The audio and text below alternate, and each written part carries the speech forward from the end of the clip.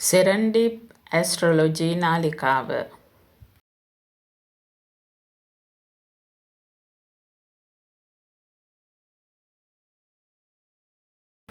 ඔබට කුම්භ ලග්න හිමියන්ට කුජ ග්‍රහයා වෘෂභ රාශියේ සංක්‍රාන්තිය කෙසේද ප්‍රතිඵල උදා කරන්නේ? ඉතින් 21 වෙනිදා තමයි ජුනි මාසයේ වෘෂභ රාශියට කුජගේ සංක්‍රමණය සිද්ධ වෙන්නේ. වෛදික ජ්‍යොතිෂ සිද්ධාන්තයන්ට අනුව කුම්භ ලග්නයෙන් උපන් ඔබගේ ජීවිතය සුවිශේෂී වෙනස්කම් ඇති කරන්න කුජ නැත්තම් අඟහරු ග්‍රහයාගේ සංක්‍රාන්තිය හේතු වෙනවා. ඉතින් මේෂ රාශියේ බලවත්ව ඉඳලා වෘෂභ රාශිගත වීම අතිශය තීරණාත්මක වගේම ඔබට යම් ආකාරයකට ජීවිතයේ යම් වෙනස්කම් මේ කාලවකවානුව තුල උදා කරන කාලයක් කිව්වොත් නිවැරදි. ඉතින් මේ සංක්‍රාන්තිය ප්‍රධාන නක්ෂත්‍ර 3ක් ඔස්සේ සිදුවීම සම්බන්ධයෙන් තමයි අපි කතා කරන්නේ. මොකද දීර්ඝ කාලයක් ජුනි මාසේ 21 වෙනිදා සිට අගෝස්තු 2 වෙනිදා දක්වාම කෘතිකා රෝහිණී මෘගශීර්ෂ කියන නක්ෂත්‍ර 3 ඔස්සේ සිදු කරන මෙම වෘෂභ රාශියේ අඟහරුගේ සංක්‍රමණය තවත් විදිහකට කිව්වොත් කුජ ග්‍රහයාගේ සංක්‍රාන්තිය ඔබට කෙසේද බලපාන්නේ? ඉතින් නක්ෂත්‍ර 3 ඔස්සේ පරිවර්තනීය යුගයක් ඇති කරනවා. ජීවිතයට බොහෝ දේවල් පරිවර්තනය කරගන්න පුළුවන් මේ කාලය තුල. කුජ කියන්නේ ඔබට ඔබගේ ජන්ම පත්‍රයට අනුව 3 වෙන්න වික්‍රමස්ථානයේ අධිපති, ඒ වගේම 10 වෙන්න වෙච්ච කර්මස්ථානයේ අධිපති.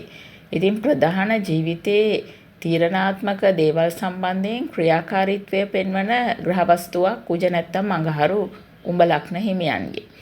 ඒ අනුව තමයි ලග්නයෙන් 4 වෙන්න වෙච්ච සුඛස්ථානය වෘෂභ රාශිය මත ගෝචරය සිද්ධ කරනකොට ඔබගේ ජීවිතයේ රැකියාවේ ස්ථාවරත්වය, දේපල, යාන වාහන ලාභ වගේම පෞල් ජීවිතය තුළ වුවත් සුවිශේෂී වෙනස්කම් රැසක් උදා කරන්න විශ්ව ශක්තිය පෙළගස්වනු ලබන කාලයක් වෛදික සිද්ධාන්තවලට අනුව.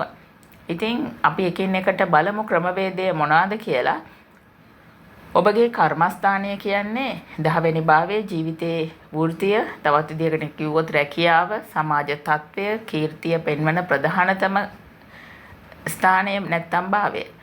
එහි අධිපතියා කුජ ග්‍රහයා අඟහරු ග්‍රහයා 4 වෙන්න වෙච්ච සුඛස්ථානයට පැමිණීමත් එක්ක තමන්ගේ නිවස, යන්නේන වාහන, මව සම්බන්ධයෙන් සතුට පෙන්වන භාවයක් හැටියට කර්ම සුඛ සම්බන්ධතාවයක් ඇති කරන කාලයක්. ඉතින් ඔබට භූමිකාරක ග්‍රහයාගේ පිබිදීම කුජ කියලා කියන්නේ භූමියට දේපලවලට අධිපති ස්වභාවිකවම භූමිකාරක ග්‍රහය හැටියට වෛදික ජ්‍යොතිෂ සිද්ධාන්තවලට අනුව ඔබගේ නිවාස ඉඩකඩම් නියෝජනය කරන 4 වෙන්නට පැමිණීම, ඒ වගේම සිතුවිලි වලට අධිපති භාවයට පැමිණීම ඔබගේ ජීවිතයේ බොහෝ දේවල් මේ කාලවකවානුව වෙනකොට සැබෑ කරගන්නට ලැබෙන ස්වර්ණමය කාලයක් කිව්වොත් නිවැරදි. ඉතින් උත්සාහය, කර්මය මෙම අංශ දෙකේ පිබිදීම තමයි කුජ ග්‍රහයාගේ බලය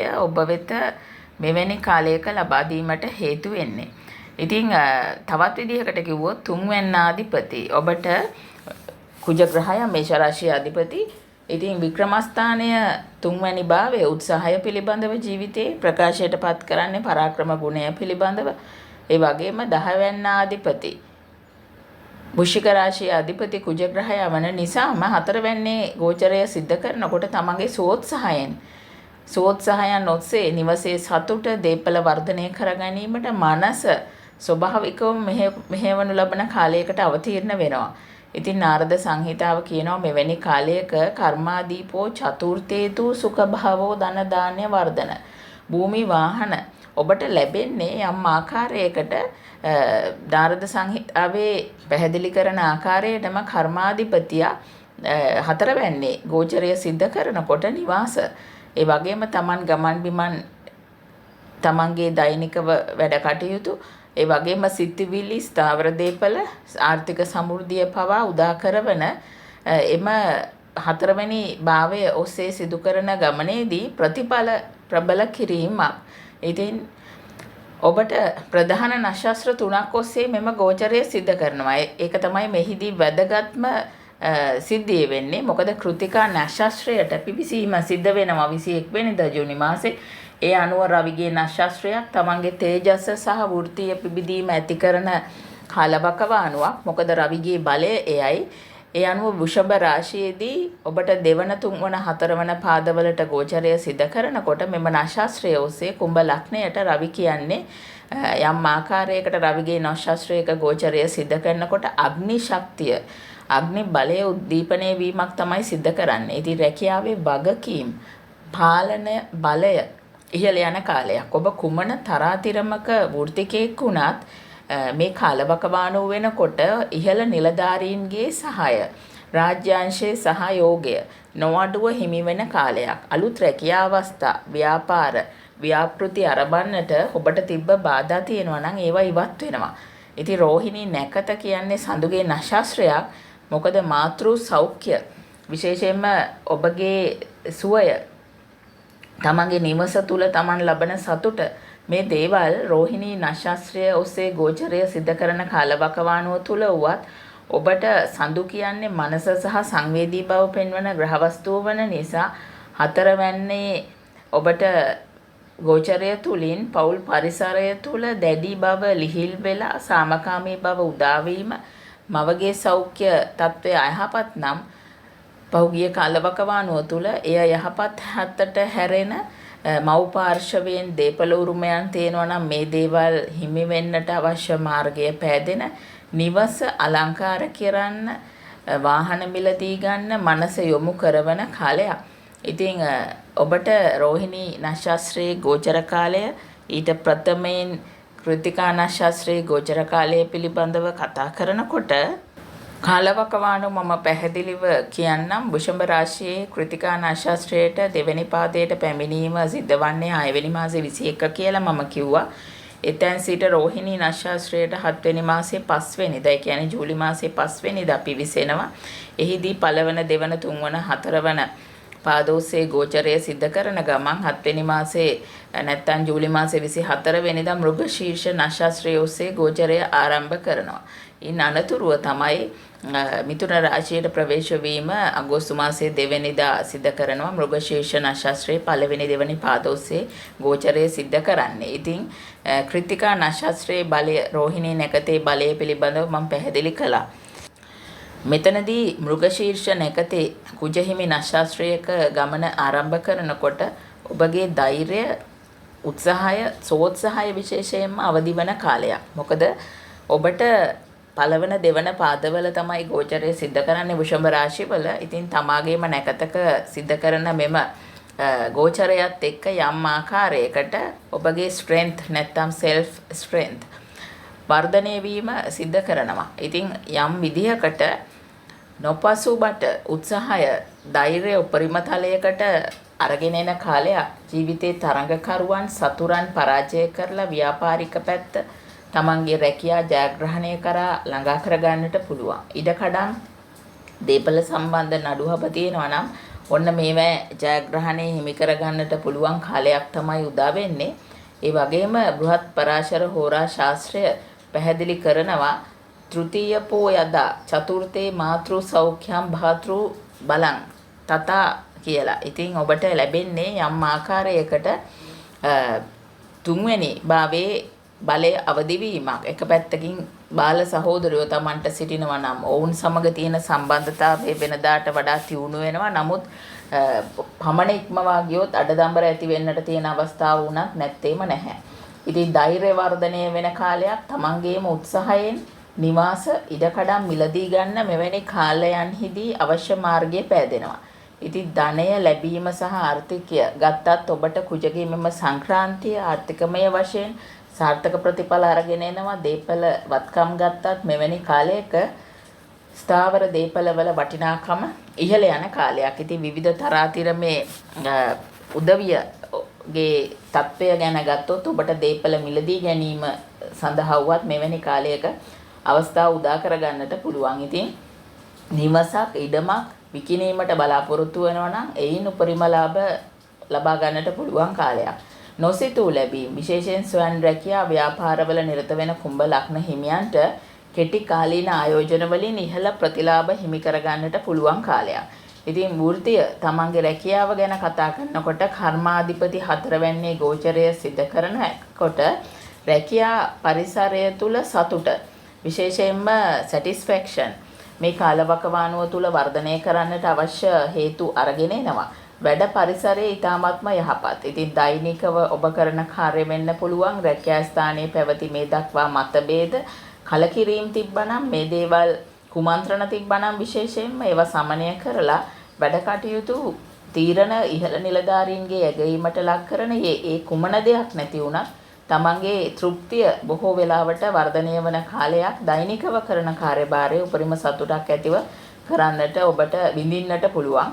ඉතින් තමන්ගේ මව්බිම තුල හෝ උපන් ප්‍රදේශයේ ආශ්‍රිතව නැත්නම් වෘත්තීය කටයුතු ඔබ කරගෙන යන්නට කැමැති ඕනෑම කුම්භ ලග්න හිමියෙකුට මේ කාලය ඉතාමත්ම සුබදායක වෙනවා. ඉතින් පවුල සම්බන්ධයෙන් ගත්තත් කුජ 4 වෙනි භාවයේ ගෝචරය සිද්ධ කරනකොට විශේෂයෙන්ම දෘෂ්ටීන් අනුව බැලුවත් නක්ෂත්‍රවල බලය අනුව බැලුවත් ඔබගේ පෞරුෂය වගකීම් ඉහළ තත්වයකට අරගෙන එනවා මෙවැනි කාලයක. මොකද 4 වෙන්න විශේෂයෙන්ම 4 වෙන්නේ මෙම කුජගේ බලය වර්ධනය වෙනකොට විවාහ ස්ථානයත් එක්ක තියෙන සම්බන්ධතාවය නිසා අනවශ්‍ය කලබලකාරීභාවය ආවේගශීලීභාවය පාලනය කරගෙන තමන්ගේ ජීවිතය සතුටින් විඳින්නට මේ කාලය පුළුවන් සහ ඉවසීමෙන් කටයුතු කිරීම ඉතාමත්ම වැදගත්.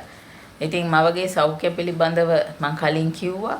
ඉතින් මෙවැනි කාලයකදී ඔබට විදේශ සම්බන්ධතා අවදි වන කාලවකවානුවක්ද කියලා බොහෝ දෙනෙක් අහන ප්‍රශ්නයක්. ඉතින් කුජ ග්‍රහය 4 වෙනි භාවයේ ගෝචරය සිද්ධ කරනකොට මව්බිම සහ පදිංචිය පිළිබඳව ප්‍රකාශයටපත් කරන භාවය. ඉතින් 3 වැන්න sannivedanaya සහ කෙටි ගමන් බිමන් පිළිබඳව ප්‍රකාශයටපත් කරන්නේ. ඉතින් කර්මස්ථානයේ කෙරෙහි පවතින සම්බන්ධතාවය නිසා ඔබට දීර්ඝ දුර සම්බන්ධතා කෙරෙහි බලපෑමක් ඇති කරන කාලයක්. මොකද 4 වැන්නේ නිවසේ එම ගෝචරය සිද්ධ කරනකොට විශේෂයෙන්ම විදේශීය ආයතන වෙනත් සමාගම් වෙන්නට පුළුවන්. මව්බිම හෝ නිවසේ සිට සේවය කරන්න බලාපොරොත්තු වන අයට තමන්ගේ බලාපොරොත්තු රාශියක් ඉෂ්ට සිද්ධ කරගන්නට පුළුවන් කාලයක්. ඉතින් විදේශ විනිමය උපයන මාවත් මෙවැනි කාලයක තමන්ගේ නිවසේ සිට ළඟා කරගන්නට පුළුවන්. මේ දේවල් එක සම්බන්ධ වෙන්නට පුළුවන්. ආනයන අපනයන ව්‍යාපාරات එසේමයි මව්බිම තුල ඉඳලා විදේශ රටවල් සමග sannivedanaya මොකද 3 වෙනි අධිපති සමග සම්බන්ධ වීමත් එක්ක ව්‍යාපාරික කටයුතු විශේෂයෙන් දීපල ගොඩනැගිලි ද්‍රව්‍ය ලෝහ තාක්ෂණික මෙවලම් ආශ්‍රිත ශ්‍රේෂ්ඨ වලින් වත් ඔබට ලාභ උපයා ගන්නට පුළුවන් කාලයක් උදා වෙන්නේ. දැනටමත් විදේශගත රැකියාවල තමන් උපන් මව්බිමෙන් බැහැරව ඔබ සේවයේ නිරත වෙනවා නම් කුම්භ ලග්න හිමියන්ට තමන් උපයාගත් ධනය උපන් දේශය තුල ස්ථාවර දීපල නැත්නම් නිවාස වාහන වෙනුවෙන් ආයෝජනය කරන්න මේ කාල සීමාව තුළ ස්වභාවිකවම පරිසරය සකස් වෙනවා. ඉතින් ආශිර්වාදාත්මක පිළිවෙත් හැටියට ඔබට මේ කාලවකවානුව තුළ විශේෂයෙන්ම ස්කන්ධ කුමාර වන්දනාව, ශිව විෂ්ණු වන්දනය සිද්ධ කරන්නට පුළුවන්. සූර්ය නමස්කාරය, ඒ වගේම දෛනිකව යෝගා අභ්‍යාස සිද්ධ කිරීම තුළින් බෙහෙවින්ම ප්‍රතිඵල ළඟා කරගන්නට පුළුවන්. විශ්වයේ ශක්තිය අවදි කරගන්නට පුළුවන්. ඉතින් අධ්‍යාපනය පිළිබඳව සහ දරුවන් පිළිබඳව ප්‍රකාශ කළේ නැහැ. ඔබට මෙවැනි කාලයක පවුල සම්බන්ධයෙන් ගත්තොත් විශේෂයෙන්ම 10 වෙනි භාවයේ ඒ දෘෂ්ටීන් සම්බන්ධයෙන් පෞරුෂය වගකීම් සහගත බව වර්ධනය කරනවා. ඉතින් ඒ තුල දරුවන්ගේ විශේෂයෙන්ම කලත්‍රස්ථානය දරුවන්ගේ අරමුණු පිළිබඳව බැලුවහම ඔබගේ දරුවන්ගේ අධ්‍යාපන කටයුතු වල පැවති බාධා මේ දක්වා තිබ්බනම් ඒවා ඉවත් කරවනවා.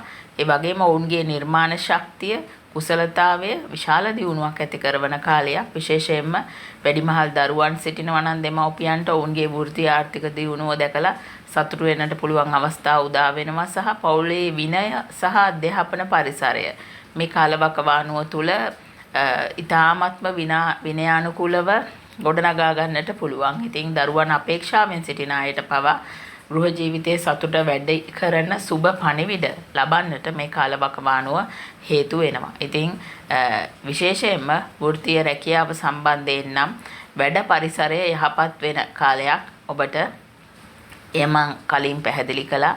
තම මව්බිම නැත්තම් උපන් ප්‍රදේශයේ ආශ්‍රිතව වෘත්තීය කටයුතු කරගෙන යාමට කැමති අයට තමන්ගේ නිවසේ ඉඳලා වැඩ කටයුතු කරන්න සූදානම් වෙන අයට ඉතාමත්ම වාසිදායක කාලවකවානුවක් උදා වෙනවා. ඉතින් සෙනසුරුගේ බලය පිළිබඳව බැලුවත් ඔබට විදේශ සම්බන්ධතා අවදි වන කාලයක්. ඉතින් ඒ හා සමගාමීව තමන්ගේ ක්‍රියාකාරීත්වය සිද්ධ කරන්නට පුළුවන් කාලවකවානුවක් උදා වෙන්නේ අගෝස්තු මාසයේ 2 වෙනිදා දක්වා. විශ්වයේ සෙසු ග්‍රහයන්ගේ සමබරතාවයන් පිළිබඳව බැලුවත් මම මේ කියපු කුජ නැත්නම් අඟහරු ග්‍රහයාගේ එම ගෝචරය හා සම්බන්ධතා ඉතින් ඒ සියලුම දේවල් එක්ක කල්පනා කළාම කුම්භ ලග්න හිමියන්ට සුවිශේෂී වූ කාලවකවානුවක් ඒ ආයේරාෂ්ටක කාලයේ අවසාන අදියරේ පසු වෙන්නේ ඔබ. ඉතින් සුබ කාලවකවානුවක් උදා වෙනවා. බොහෝ ප්‍රශ්න මගහැරෙන සාර්ථකත්වයේ කරා ගමන් කරන්නට පුළුවන් කාලයක් උදා වෙනවයි කිව්වොත් නිවැරදි. ඉතින් සියලු දෙනාටම සුභාශිර්ෂණේ ප්‍රාර්ථනා කරනවා. ඒ වගේම මේ දක්වා සෙරන්ඩීප් ඇස්ට්‍රොලොජි නාලිකාවට සබ්ස්ක්‍රයිබ් කළේ නැත්නම් සබ්ස්ක්‍රයිබ් කරන්න, ෂෙයා කරන්න, හැකි සෑම විටම ෂෙයා කරන්න. මොකද සෙසු අයගේ දැන ගැනීම උදෙසා සහ කමෙන්ට්ස් ලබා දෙනවා නම් මම කැමතියි. ඒ වගේම ගොඩක් දෙනෙක් ඉල්ලලා තිබ්බ නිසාම මම දුරකථන අංකය කියන්නම් 94යි 76යි 02යි 8යි 62යි 71 WhatsApp කෙටි පණිවිඩයක් එවලා අවශ්‍යතාවය යොමු කරන්න. ස්තුතියි.